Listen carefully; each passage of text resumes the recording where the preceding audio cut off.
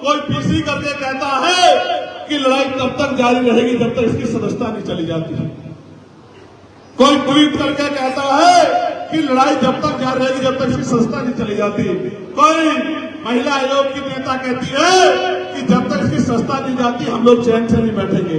एक अकेला चंद्रशेखर आजाद और उसकी पार्लियामेंट की आवाज इतनी भारी हो गई है सब लोगों पे, इन तमाम दलों पे, कि ये कहते हैं उसकी सदस्यता ले जा हमें छीननी है। अबे भैया, मैं तो उस मिट्टी का बना हूं, मुझे तो हमारी पार्टी के लोगों ने जबरदस्ती कहा कि आप चुनाव लड़ो, आपको भेजेंगे। मैंने तो पार्टी के लोग यहाँ बैठे हैं, ये कहा था किसी को लड़ा के भेज दो, मैं तो जमीन पे काम करने वाला आदमी हूँ। इन्होंने मुझसे कहा कि आप भाई आप ही को जाना है, आप बोलोगे तभी बात मजबूत होगी, तभी सरकारों में असर पड़ेगा। मैं सस्ता की परवाह नहीं कहता, ना आज करता ना कभी करता, कल की जाति आज चली जाए। आपने वोट से दी थी, आपकी दी हुई ताकत है, जीती चाहे चली जाए, लेकिन स्वाभिमान के साथ समझौता नहीं होगा।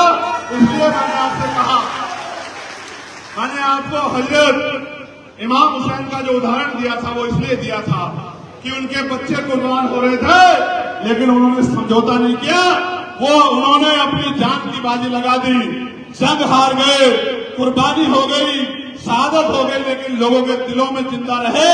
और आज तक यजीद को कोई नाम लेवा नहीं है और हजरत इमाम हुसैन लोगों के दिलों में जिंदा है। मैं यही बात बता रहा हूं, मैं यही बता रहा हूं।